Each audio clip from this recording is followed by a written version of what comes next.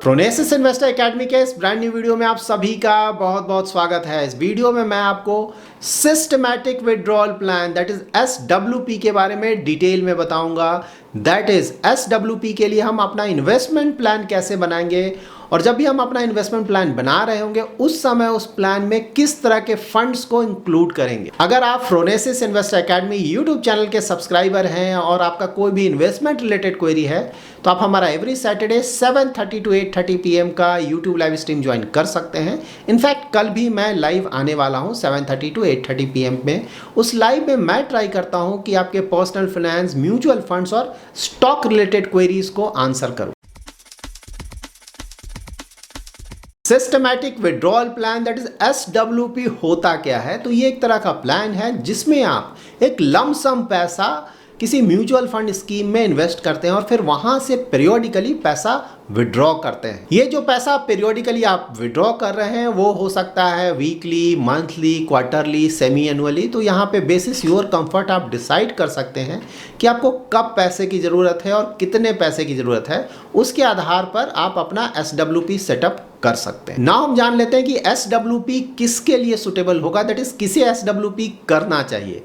तो SWP सबसे ज़्यादा सुटेबल तो ऑफ कोर्स होगा रिटायरमेंट प्लानिंग के लिए, क्योंकि जब हम जॉब कर रहे हैं तो मंथली इनकम हमें मिल रहा है, उससे हमारा घर खर्च चल रहा है और कुछ सेविंग्स भी कर रहे हैं। लेकिन जब हम रिटायर हो जाते हैं तो वहाँ पे हमें मंथली इनकम मिलना बंद हो जाता है। तो उस मंथली इनकम को स्टार्ट करने के लिए हम SWP का एक इन्वेस्टमेंट प्लान बना सकते हैं ताकि जो भी हमारा रिक्वायरमेंट है उस रिक्वायरमेंट का उतना पैसा एवरी मंथ हमें मिल सके। साथ ही अगर आप सेल्फ एम्प्लॉयड हैं तो वहाँ भी कुछ केसेस में SWP आपके लिए सुटेबल हो सकता है। लाइक अगर आप खुद का बिजनेस स्टार्ट करने जा रहे हैं तो वहाँ पे आपको पता है कि इनिशियली ऑफ कोर्स हमें खुद से पैसा लगाना पड़ता है, सैलरी हमें शायद नहीं मिले।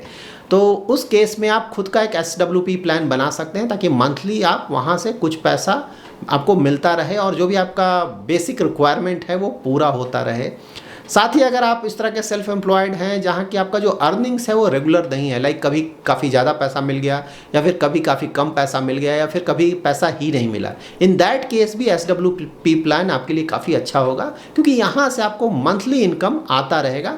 जो भी आपके रेगुलर खर्चे हैं, घर खर्च है या फिर कुछ सेविंग्स है या फिर कुछ लाइबिलिटीज़ है, उसको यहाँ से पूरा कर पाएंगे। नाउ हम जान लेते हैं कि अपना SWP प्लान बनाते वक्त हमें किन किन बातों का ध्यान रखना चाहिए। तो यहाँ पे मैं आपको 6 पॉइंट्स के बारे में बताने जा रहा हूँ। नंबर 1 पॉइंट है विड्रॉयल अमाउंट, क्योंकि यहाँ पे आपको ऑफ कोर्स डिसाइड करना होगा कि आपको मंथली कितना पैसा चाहिए और उसी के आधार पे आपको डिसाइड करना होगा कि आपका SWP का इन्वेस्टमेंट प्लान कैसा बनेगा। नंबर 2 होगा इन्वेस्टमेंट होराइजन, क्योंकि यहाँ पे आपको डिसाइड करना होगा कि कितने सालों तक आपको मंथली इनकम चाहिए होगा। लाइक अगर आप रिटायरमेंट प्लानिंग के लिए SWP प्लान बना रहे हैं तो रफली अबाउट 20 ईयर्स के आसपास का आप विड्रॉल प्लान बनाएंगे। अगर आप सेल्फ एम्प्लॉयड हैं, आपको लगता है कि 2-3 ईयर्स के बाद आपका जो भी मंथली इनकम है वो रेगुलर हो जाएगा, तो वहाँ पे आप 2-3 ईयर्स का SWP प्लान बनाएंगे। तो ऑफ कोर्स ये पर्सन टू पर्सन वेरी करेगा। बेसिस योर रिक्वायरमेंट आपको डिसाइड करना होगा कि आप किस इन्वेस्टमेंट होराइजन का अपना SWP प्लान बनाएंगे। 3rd है इन्वेस्टमेंट अमाउंट, दैट इज आप कितने अमाउंट का SWP प्लान बनाना चाहते हैं। तो यहाँ पे इन्वेस्टमेंट अमाउंट ऑफ कोर्स इस बात पे डिपेंड करेगा कि आपका मंथली रिक्वायरमेंट क्या है। मंथली रिक्वायरमेंट अगर बड़ा है that is monthly withdrawal amount, तो यहाँ पे जो आप लमसम अमाउंट करेंगे जिससे आप सिस्टमैटिक विड्रॉल प्लान बनाएंगे वो अमाउंट भी बड़ा होना चाहिए। नंबर 4 है कि आप अपना सिस्टमैटिक विड्रॉल प्लान कब से स्टार्ट करना चाहते हैं, दैट इज आपको पैसे की रिक्वायरमेंट कब से है। तो एक तो होता है इमीडिएट विड्रॉल, मतलब आपको अभी आपने प्लान बनाया और फिर आपको नेक्स्ट मंथ से ही पैसा आना शुरू हो जाए या इसी मंथ से पैसा आना शुरू हो जाए। या फिर दूसरा केस ये हो सकता है कि आपने अपना इन्वेस्टमेंट प्लान बना लिया, आपने पैसे को इन्वेस्ट भी कर दिया, लेकिन आपको पैसे की इमीडिएटली ज़रूरत नहीं है। हो सकता है कुछ महीने के बाद ज़रूरत हो या फिर कुछ सालों के बाद ज़रूरत हो। तो यहाँ पे ये भी आपको डिसाइड कर लेना है कि आपको ये सिस्टमैटिक विड्रॉल प्लान कब बनाना है और आपको जो पैसे की ज़रूरत है वो कब होगी। नंबर 5 है विड्रॉल रेट। विड्रॉल रेट का मतलब ये हुआ कि जो भी पैसा आप लमसम इन्वेस्ट कर रहे हैं उस पैसे से आप एवरी ईयर या फिर एवरी मंथ कितना पैसा विड्रॉ करेंगे, क्योंकि यहाँ पे तो ऑफ कोर्स आपको ध्यान रखना है कि आप बहुत ज़्यादा पैसा एक साथ नहीं निकाल सकते हैं, क्योंकि अगर आप बहुत ज़्यादा पैसा एक साथ निकालेंगे तो जो भी आपका पैसा इन्वेस्टेड है वो जल्दी ही ख़त्म हो जाएगा। तो आपको इस रेट से पैसा निकालना है कि जो आपका पैसा है प्रिंसिपल अमाउंट वो भी बचा रहे और कुछ थोड़ा बहुत उसमें ग्रोथ भी आता रहे। सपोज आप 50 लाख का कॉर्पस इन्वेस्ट करते हैं, वहाँ पे आपने विड्रॉल रेट 6% का रखा है, मतलब साल में 6% आप वहाँ से विड्रॉ करेंगे, तो 50 लाख का 6% हो गया 3 लाख।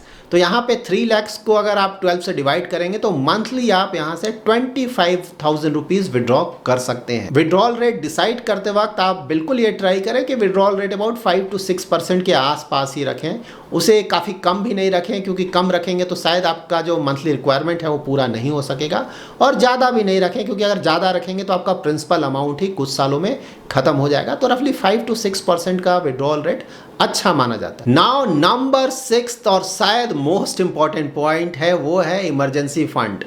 यहाँ पे आपको बिल्कुल सबसे पहले सिस्टमेटिक विड्रॉल प्लान बनाने से पहले अपना इमरजेंसी फ़ंड डिसाइड करना ही होगा। अगर आपका हेल्थ इंश्योरेंस है, सफिशिएंट हेल्थ इंश्योरेंस है, तब तो काफ़ी अच्छा है, इमरजेंसी फ़ंड का रिक्वायरमेंट बहुत ज़्यादा नहीं होगा। लेकिन अगर आपका हेल्थ इंश्योरेंस नहीं है, और अगर है भी तो अगर वो सफिशिएंट नहीं है, लाइक 10 लाख का हेल्थ इंश्योरेंस रफली तो होना ही चाहिए, अगर ज़्यादा है तो काफ़ी अच्छा है।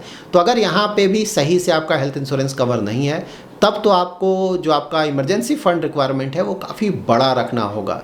तो आप ट्राई करें कि इमरजेंसी फ़ंड जो भी है अबाउट 10 लाख का इमरजेंसी फ़ंड ज़रूर रखें, और अगर आपका हेल्थ इंश्योरेंस कवर भी नहीं है तब तो अबाउट 15 लाख के लगभग आप हेल्थ इमरजेंसी फ़ंड रख सकते हैं। यहाँ पे आप बिल्कुल ये समझने की कोशिश करें कि आपका जो हेल्थ इंश्योरेंस कवर है, इमरजेंसी फ़ंड है, वो पर्सन टू पर्सन वेरी करेगा आपके रिक्वायरमेंट के अनुसार, क्योंकि कुछ का लाइफ स्टाइल होता है ना, वहाँ पे काफ़ी ज़्यादा खर्च आता है, तो वहाँ पे जो आपका इमरजेंसी फ़ंड का अमाउंट है या फिर जो हेल्थ इंश्योरेंस का कवर है वो ज़्यादा होना चाहिए। और किसी का अगर लाइफ स्टाइल में ना खर्चे कम हैं, या फिर जो मेडिकल एक्सपेंसेस हैं, हो सकता है आप किसी छोटे हॉस्पिटल में जाते हो या फिर गवर्नमेंट हॉस्पिटल में इलाज करने के लिए जा रहे हैं, जहाँ के खर्च थोड़ा कम आता है, तो यहाँ पे ऑफ कोर्स आपका जो इमरजेंसी फ़ंड होगा या फिर हेल्थ इंश्योरेंस का कवर होगा वो थोड़ा कम होगा। तो ये आपको डिसाइड करना होगा कि आपका रिक्वायरमेंट क्या है और आपके पास रिसोर्सेस क्या हैं, उसके बेसिस पे आपको खुद का इमरजेंसी फ़ंड और साथ ही हेल्थ इंश्योरेंस कवर डिसाइड करना होगा। ये सबसे ज़्यादा इम्पॉर्टेंट है। तो किसी भी तरह का SWP प्लान बनाने से पहले आप इस पॉइंट को ज़रूर फाइनलाइज कर लें और उसके बाद ही SWP प्लान में आप जाएं। ना हम जान लेते हैं कि हम अपना SWP प्लान बनाएंगे कैसे। तो यहाँ पे आप देख सकते हैं मैंने एक SWP प्लान आपके लिए बनाया हुआ है। तो यहाँ पे फर्स्ट है withdrawal rate. Withdrawal rate already मैंने आपको एक्सप्लेन किया हुआ है कि एवरी ईयर या फिर एवरी मंथ किस परसेंटेज अमाउंट से आप जो भी आपका टोटल कॉर्पस है वहाँ से पैसा विड्रॉ करेंगे। तो यहाँ पे मैंने 3 विड्रॉल रेट्स लिया है, 6%, 8% और 10%। तो यहाँ पे ये समझाने के लिए ही मैंने आपको 8%, 10% का लिया है, क्योंकि वो बहुत ज़्यादा विड्रॉल रेट है। रफली 5 to 6% का विड्रॉल रेट ही अच्छा होता है। कॉर्पस ऑफ कोर्स मैंने 50 लाख का रखा है। बेसिस योर रिक्वायरमेंट आप इस कॉर्पस को चेंज कर सकते हैं। लाइक किसी का 25 लाख हो सकता है, किसी का 1 करोड़ हो सकता है, किसी का 10 करोड़ भी हो सकता है। तो ऑफकोर्स बेसिस योर रिक्वायरमेंट आप इसे चेंज करेंगे। टाइम पीरियड मैंने 20 ईयर्स रखा है, अगेन वेरिएबल है, पर्सन टू पर्सन वेरी करेगा। एक्सपेक्टेड रेट ऑफ रिटर्न मैंने रखा है 9% का। तो यहाँ पे 9% आप तभी रिटर्न जनरेट कर पाएंगे जब आप थोड़ा ज़्यादा रिस्क ले सकते हैं, क्योंकि अगर कोई बिल्कुल भी रिस्क लेना नहीं चाहता है, जो कि इक्विटी का बिल्कुल भी एक्सपोजर नहीं चाहता है, तो वहाँ पे 9% का रेट ऑफ रिटर्न जनरेट करना मुश्किल होगा। तो ये आपको डिसाइड करना पड़ेगा कि आप किस तरह के इन्वेस्टमेंट प्रोडक्ट्स में अपना इन्वेस्टमेंट कर रहे हैं, उसके आधार पर ही आपको खुद का रेट ऑफ रिटर्न यहाँ पे expected rate of return decide करना होगा। तो ये 9% का जो एक्सपेक्टेड रेट ऑफ रिटर्न है थोड़ा ज़्यादा है। वो इसलिए ज़्यादा है क्योंकि ये जो मैं पोर्टफोलियो बनाऊंगा उसमें इक्विटी का भी एक्सपोजर होगा। तो अगर आप इक्विटी का एक्सपोजर बिल्कुल भी नहीं लेना चाहते हैं, तब तो एक्सपेक्टेड रेट ऑफ रिटर्न आपको मे बी 6% या 7% से ज़्यादा नहीं रखना चाहिए। यहाँ पर अगर आपका विड्रॉल रेट 6% का है, तो यहाँ पे आपका जो कॉर्पस है वो 50 लाख का है, तो आपका एनुअल जो SWP होगा वो कितना का होगा, तो होगा 3 लाख। 50 लाख इंटू 6%, तो यहाँ पे 3 लाख आपको एनुअली मिलेगा, और उसे मंथली करेंगे तो 3 lakh divided by 12 that is 25,000 rupees every month आपको मिलेगा। तो यहाँ पे आपके टोटल कॉर्पस 50 लाख से अगर आप एवरी ईयर 6% का विड्रॉल रेट रखते हैं तो जो टोटल पैसा आप विड्रॉ करेंगे 20 ईयर्स में वो होगा 60 लैक्स का। और अगर यहाँ पे इस इन्वेस्टेड अमाउंट पे आप 9% का रिटर्न जनरेट कर पाते हैं तो जो आपका फाइनल अमाउंट होगा ये पैसा निकलने के बाद भी 20 ईयर्स के बाद वो होगा रफली 1.2 करोड़ का। ये अमाउंट रफली है क्योंकि अलग अलग कैलकुलेटर्स में अगर आप चेक करेंगे ना तो थोड़ा बहुत अमाउंट वेरी करेगा, बट हाँ रफली इस तरह का फिगर आप एक्सपेक्ट कर सकते हैं। यहाँ पे अगर आप अपना विड्रॉल रेट 8% का रखते हैं तो यहाँ पे आप पर एनम जो SWP कर सकते हैं वो 4 लाख रुपीज़ आपको मिलेगा। दैट इज़ मंथली आपको अबाउट 33,500 का अमाउंट मिलेगा। एग्जैक्ट अमाउंट ऑफ कोर्स है 33,333। और यहाँ पे जो विड्रॉल अमाउंट होगा वो होगा 80,40,000 का। और यहाँ पे जो फाइनल अमाउंट होगा 20 ईयर्स के बाद जो आपके पास पैसा बचेगा अगर आप 9% का रिटर्न जनरेट कर पाते हैं तब, तो वहाँ पे वो होगा 66,20,000 के आसपास। अगेन रफ अमाउंट है। और अगर आप 10% अपना विड्रॉल रेट रख लेते हैं दैट इज़ 50 लाख से आप 10% एवरी ईयर विड्रॉ करते हैं तो आप 5 lakh rupees every year withdraw करेंगे। और यहाँ पे जो आपका मंथली अमाउंट विड्रॉ करेंगे वो होगा अबाउट 41,500 का। एग्जैक्ट अमाउंट होगा 41,667 रुपीज़ का। तो यहाँ पे टोटल विड्रॉल अमाउंट होगा आपका 99,60,000। So now basis your requirement, your investment horizon और योर रिस्क प्रोफाइल आप भी खुद के लिए इसी तरह का एक इन्वेस्टमेंट प्लान बना सकते हैं। यहाँ पे फिर से मैं रिपीट कर दूँ, आप ये जो विड्रॉल रेट है वो ज़्यादा नहीं रखें, आपका प्रिंसिपल अमाउंट ही ख़त्म हो जाएगा। साथ ही ये भी ध्यान में रखें कि आपको लग सकता है कि 8% का विड्रॉल रेट तो ठीक ठाक है, यहाँ पे मेरे पास कुछ पैसा भी बच जा रहा है, लेकिन आप ध्यान में रखें कि यहाँ पे ये जो एक्सपेक्टेड रेट ऑफ रिटर्न है ना वो 9% है। तो जब भी आप इस तरह का रिटायरमेंट प्लानिंग का प्लान बनाए ना तो उसमें आपको मार्जिन ऑफ सेफ्टी लेकर चलना है। 9% का रिटर्न जनरेट करना बहुत ही मुश्किल है, आसान नहीं है। तो यहाँ पे as a margin of safety आप ये भी लेके चले कि शायद आप 9% का रिटर्न जनरेट नहीं कर पाएँ, शायद आप सिर्फ 7 या 8% का ही रिटर्न जनरेट कर पाएँ। इसीलिए विड्रॉल रेट अगर आप कम रखेंगे तो वहाँ पे जो आपका फाइनल अमाउंट है ना वहाँ पे अच्छा खासा अमाउंट बचा रहेगा, बना रहेगा। तो अगर इन बिटवीन इमरजेंसी में आपको कुछ पैसे की ज़रूरत है वो भी हो सकता है, तो वो पैसा भी शायद आप यहाँ से निकालें। इसीलिए अगर आप विड्रॉल रेट कम रखेंगे तो मार्जिन ऑफ सेफ्टी आपका काफ़ी हाई रहेगा। तो इन बिटवीन अगर आपको कोई प्रॉब्लम भी आता है तो उस प्रॉब्लम को भी हैंडल किया जा सकता है। लेकिन अगर आपने विड्रॉल अमाउंट ज़्यादा रख लिया, ज़्यादा पैसा आप निकाल रहे हैं, तो वहाँ पे अगेन इमरजेंसी के केसेस में यहाँ से भी अगर आप पैसा निकाल लेंगे SWP प्लान से तो आपको बहुत बड़ा प्रॉब्लम होगा। और साथ ही अगर जो आपने रेट ऑफ इंटरेस्ट एज्यूम किया है, एक्सपेक्टेड रेट ऑफ रिटर्न, अगर वहाँ कुछ प्रॉब्लम आएगा तो फिर से जो आपका SWP प्लान है वो भी सही से पूरा नहीं हो पाएगा। इसीलिए ट्राई करें कि जो विड्रॉल रेट है उसे कम। नाम जान लेते हैं कि SWP प्लान के लिए हमें किस तरह के म्यूचुअल फंड स्कीम्स में अपना इन्वेस्टमेंट करना चाहिए। तो यहाँ पे आप ध्यान में रखें कि SWP प्लान से आप क्या करें, एवरी मंथ एक फिक्स्ड अमाउंट विड्रॉ कर रहे हैं। तो यहाँ पे ऑफ कोर्स शुरू में आपको यही ट्राई करना चाहिए कि जो पैसा है एटलीस्ट इनिशियल विड्रॉल का वो पैसा किसी डेट फंड में इन्वेस्ट हो, ताकि वहाँ पे प्रिंसिपल अमाउंट पे ज़्यादा रिस्क नहीं हो। यहाँ पे ऑफ कोर्स ये भी आपको देखना होगा कि अगर आप चाहते हैं कि आप इमीडिएटली पैसा विड्रॉ नहीं करें, अगर आप चाहते हैं कि मे बी 3, 4, 5 ईयर्स के बाद विड्रॉ करें, तो वहाँ पे ऑफ कोर्स आपका जो इक्विटी एक्सपोजर होगा ज़्यादा होगा, डेट एक्सपोजर थोड़ा कम होगा। लेकिन अगर किसी को इमीडिएटली पैसा विड्रॉ करना है तो वहाँ पे तो ऑफ कोर्स जो इनिशियल विड्रॉल होगा आपका वो हमेशा ही डेट से ही होना चाहिए, डेट फंड से होना चाहिए, ताकि एटलीस्ट वहाँ पे प्रिंसिपल अमाउंट आपका सेफ गार्डेड रहे और जो भी फिक्स्ड अमाउंट आप विड्रॉ करना चाहते हैं वहाँ पे कोई इनिशियली कोई प्रॉब्लम नहीं हो। यहाँ पर आप 25,000 एवरी मंथ के SWP के लिए एक इन्वेस्टमेंट प्लान देख सकते हैं। ऑफ कोर्स ये investment plan person to person vary करेगा, क्योंकि वहाँ पे आपको डिसाइड करना है कि आपका SWP कब से शुरू होगा, उसके बाद आपका रिस्क प्रोफाइल कैसा है, आपका इन्वेस्टमेंट होराइजन कैसा है। तो ये जस्ट एक समझाने के लिए बनाया गया है, तो सभी के ऊपर इस तरह का इन्वेस्टमेंट प्लान एप्लीकेबल नहीं होगा। तो यहाँ पे जो इन्वेस्टमेंट प्लान है उसमें ये एज्यूम करके चला जा रहा है कि जो इन्वेस्टर है उसका जो इन्वेस्टमेंट होराइजन है वो लॉन्ग टर्म का है, साथ ही उसे इमीडिएटली पैसा विड्रॉ करना है, और साथ ही ये भी एज्यूम किया गया है कि उसका जो रिस्क प्रोफाइल है वो एटलीस्ट मॉडरेट और एग्रेसिव है, दैट इज़ वो इन्वेस्टर रिस्क ले सकता है। ये इन्वेस्टमेंट अमाउंट 50 लाख रुपीज़ का है। यहाँ से आप विड्रॉल रेट मैंने 6% का रखा है, दैट्स वाई आप 25,000 रुपीज़ एवरी मंथ यहाँ से विड्रॉ कर सकते हैं। तो जो फर्स्ट 6 मंथ का विड्रॉल होगा वो आप करेंगे लिक्विड फंड से। तो लिक्विड फंड में आप 1,50,000 इन्वेस्ट करेंगे, तो 1,50,000 से आप 6 मंथ के लिए एवरी मंथ 25,000 रुपीज़ विड्रॉ कर पाएंगे। तो यहाँ पे लिक्विड फंड से आपको थोड़ा बहुत रिटर्न भी मिलेगा। तो जो रिटर्न जो बच जाएगा 6 मंथ्स के विड्रॉल के बाद, उस पैसे को अगर आप चाहें तो इक्विटी फंड में इन्वेस्ट कर सकते हैं। इसके बाद जो नेक्स्ट 6 मंथ होगा उसके लिए आप ultra short term debt fund में इन्वेस्ट कर सकते हैं। यहाँ पे भी आप 1,50,000 इन्वेस्ट करेंगे, एवरी मंथ आपको 25,000 रुपीज़ मिलेगा। तो यहाँ पे आपने फर्स्ट 6 मंथ के लिए लिक्विड फंड में इन्वेस्ट किया, फर्स्ट 6 मंथ का विड्रॉल प्लान आपका रेडी हो गया। सेकेंड 6 मंथ के लिए आपने ultra short term debt fund में इन्वेस्ट किया, तो सेकेंड 6 मंथ है उसका भी आपका SWP प्लान बन गया। तो यहाँ पे 1 ईयर का आपका इन्वेस्टमेंट प्लान बन गया। 1 ईयर तक आपको यहाँ से पैसा मिलता रहेगा। Ultra short term debt fund में भी जो एक्स्ट्रा रिटर्न्स आएंगे, क्योंकि 1.5 लाख तो आप विड्रॉ करेंगे लेकिन आपका पैसा इन्वेस्टेड है 6 मंथ के लिए कुछ ना कुछ पैसा, तो वहाँ से आपको रिटर्न्स भी मिलेगा। तो जो भी रिटर्न्स आएगा उससे अगर आप चाहें तो इक्विटी फंड में इन्वेस्ट करें ताकि लॉन्ग टर्म में वहाँ से थोड़ा ज़्यादा रिटर्न मिल सके। फर्स्ट ईयर के बाद जो नेक्स्ट 2 ईयर्स का पैसा है वो अगर आप चाहें तो कंजर्वेटिव हाइब्रिड फंड में इन्वेस्ट कर सकते हैं।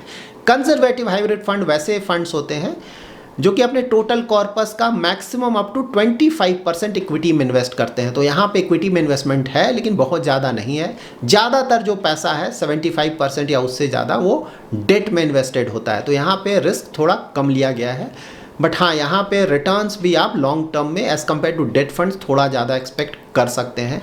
तो यहाँ पे ये 24 मंथ का प्लान है, तो इसके लिए आप 6 लाख रुपीज़ किसी एक कंजर्वेटिव हाइब्रिड फंड में इन्वेस्ट करेंगे और उसके बाद यहाँ भी जो रिटर्न्स आएगा, अगर एक्स्ट्रा रिटर्न कुछ आता है उसे भी आप प्योर इक्विटी फंड में इन्वेस्ट कर सकते हैं 24 मंथ्स के बाद।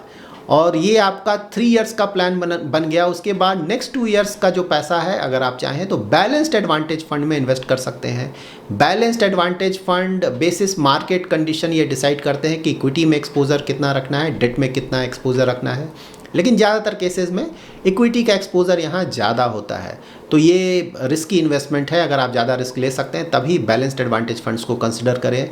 यहाँ पे भी 2 इयर्स का प्लान है, तो यहाँ भी 6 लाख रुपीज़ आप इन्वेस्ट करेंगे। तो 6 लाख रुपीज़ मतलब कि एवरी मंथ 15,000 रुपीज़ आपको यहाँ से मिल जाए, 25,000 रुपीज़ यहाँ से मिल जाएगा। यहाँ भी 2 इयर्स के बाद जो एक्स्ट्रा पैसा आता है उसे अगर आप चाहें तो इक्विटी में इन्वेस्ट कर दें। इसके बाद जो नेक्स्ट होगा तो ये आपका 5 इयर्स का बन गया। इसके बाद जो नेक्स्ट 15 इयर्स का प्लान है उसके लिए आप जो पैसा है वो किसी भी लार्ज कैप के इंडेक्स फंड में इन्वेस्ट कर सकते हैं। तो वहाँ पे जो रेस्ट 35 लाख रुपीज़ है वो इन्वेस्ट कर सकते। तो ये जो इन्वेस्टमेंट प्लान है यहाँ पे पूरा का पूरा 50 लाख रुपीज़ आप एक साथ इन्वेस्ट कर रहे हैं। तो यहाँ पे 1.5 लाख आप लिक्विड फंड में, 1.5 लाख आप ultra short term debt fund में, 6 लाख आप कंजर्वेटिव हाइब्रिड फंड में, 6 लाख आप बैलेंस्ड एडवांटेज फंड में और 35 लाख आप लार्ज कैप इंडेक्स फंड में इन्वेस्ट कर रहे हैं। और यहाँ से फर्स्ट 6 मंथ आप लिक्विड फंड से पैसा निकालेंगे, उसके बाद का 6 मंथ आप ultra short term debt fund से पैसा निकालेंगे, उसके बाद नेक्स्ट 2 इयर्स का पैसा आप कंजर्वेटिव हाइब्रिड फंड से निकालेंगे, उसके बाद का पैसा नेक्स्ट 2 इयर्स का बैलेंस्ड एडवांटेज फंड से निकालेंगे और उसके बाद का जो पैसा है वो अगर आप चाहें तो लार्ज कैप इंडेक्स फंड से निकालेंगे। यहाँ पे आप ये भी कर सकते हैं कि जब आपका 5 इयर्स कंप्लीट हो गया उसके बाद जो भी पैसा आपके इक्विटी फंड में है अगर आप चाहें तो वहाँ से कुछ पैसा निकाल कर आप डेट फंड में रख लें और वहाँ से आप SWP स्टार्ट कर लें, तो आप ये भी कर सकते हैं। तो बिल्कुल ये डिपेंड करेगा कि आपका मार्केट नॉलेज किस तरह का है, इन्वेस्टमेंट होराइजन कैसा है, आपके लिए ज़्यादा कन्वीनियंट क्या है। तो बेसिस योर रिक्वायरमेंट आप इसमें इस तरह के चेंजेस इस इन्वेस्टमेंट प्लान में कर सकते। अपना इन्वेस्टमेंट प्लान बनाते वक्त आपको म्यूचुअल फंड स्कीम्स के एग्जिट लोड और टैक्सेशन का भी ध्यान रखना होगा। तो यहाँ पे जो मैंने इन्वेस्टमेंट प्लान बनाया है वहाँ पे मोस्टली एग्जिट लोड का प्रॉब्लम नहीं होगा, उसे मैंने ध्यान में रखकर बनाया है, लेकिन हाँ टैक्सेशन तो आपको देखना होगा। ना हम कुछ म्यूचुअल फंड स्कीम्स के बारे में जान लेते हैं जिन्हें हम कंसिडर कर सकते हैं जब भी हम अपना SWP इन्वेस्टमेंट प्लान बनाएं। यहाँ पे आप ध्यान में रखें कि मैं सिर्फ कुछ नाम ही आपको बता रहा हूँ फंड्स के, ऐसा बिल्कुल भी नहीं है कि जिनका नाम मैं नहीं ले रहा हूँ वो खराब फंड है। तो अगर आपका कन्वीनियंस है, आपको लगता है कोई दूसरे फंड्स अच्छे हैं तो ऑफ कोर्स आप उन्हें कंसिडर करें, क्योंकि ये कोई एडवाइस या रिकमेंडेशन नहीं है, ये जस्ट एक एजुकेशनल पर्पस के लिए आपको बताया जा रहा है। तो यहाँ पे लिक्विड फंड में 3 फंड्स मैंने कंसिडर किया है, एक्सिस, यूटीआई और आदित्य बिरला। तो फिलहाल जिस तरह के इंटरेस्ट रेट हैं वहाँ पे liquid fund say about 7%, direct plan में रफली 7% के आसपास आप रिटर्न एक्सपेक्ट कर सकते हैं। और अल्ट्रा शॉर्ट टर्म फंड के लिए मैंने ICICI प्रू, HDFC, निपॉन और एक्सिस को यहाँ इंक्लूड किया है। यहाँ पे रफली अबाउट 7.3, 7.4 के आसपास का रिटर्न रफली आप एक्सपेक्ट कर सकते हैं। और अगर इमरजेंसी फंड के लिए अगर आप शॉर्ट टर्म डेट फंड में भी अपना इन्वेस्टमेंट करना चाहते हैं तो शॉर्ट टर्म फंड के लिए मैंने ICICI, HDFC, UTI, निपॉन और एक्सिस के फंड्स को यहाँ इंक्लूड किया है। यहाँ पे रफली 7.5 to 7.7% के आसपास का रिटर्न आप एक्सपेक्ट कर सकते हैं। कंजर्वेटिव हाइब्रिड फंड्स में मैंने इंक्लूड किया है कैनरा रोबेको, ICICI और कोटक के फंड्स को। यहाँ पे कंजर्वेटिव हाइब्रिड फंड्स में इक्विटी एक्सपोजर है मैक्सिमम अप टू 25% का, तो थोड़ा रिस्की है, लेकिन हाँ लॉन्ग टर्म में रिटर्न्स भी थोड़ा ज़्यादा यहाँ पे आएंगे as compare to debt fund. Balanced advantage category में मैंने इंक्लूड किया है एडिलवाइस, ICICI प्रू और HDFC के बैलेंस्ड एडवांटेज फंड। यहाँ पे इक्विटी एक्सपोजर बहुत ज़्यादा होता है, तो basis market conditions fund manager से डिसाइड करते हैं कि इक्विटी में कितना रखना है, डेट में कितना रखना है, लेकिन जनरली इक्विटी में एक्सपोजर 65% से मोस्ट ऑफ द केसेस ज़्यादा होता है, तो बहुत ज़्यादा रिस्की फंड्स हैं। अगर आप बहुत ज़्यादा रिस्क ले सकते हैं तभी इस तरह के फंड में अपना इन्वेस्टमेंट करें। लार्ज कैप इंडेक्स फंड में मैंने इंक्लूड किया है UTI Nifty 50, ICICI Pru Nifty 50 और HDFC के निफ्टी 50 के स्कीम्स में। So that's it in this video. इस वीडियो में मैंने SWP प्लान के रिगार्डिंग जो भी डिटेल्स दिया है वो सिर्फ एजुकेशनल पर्पस के लिए, किसी भी तरह का एडवाइस या रिकमेंडेशन नहीं है, क्योंकि इस तरह का plan person to person vary करेगा। तो यहाँ पे जो भी डिटेल्स प्रोवाइड किए गए हैं उसके आधार पर बेसिस योर रिक्वायरमेंट आप भी खुद के लिए एक अच्छा SWP प्लान बना सकते हैं। अगर आपको ये वीडियो पसंद आया है तो जरूर लाइक एंड शेयर करें, और अगर अभी तक आपने हमारा YouTube चैनल सब्सक्राइब नहीं किया है तो जरूर सब्सक्राइब करें। Thanks lot for watching.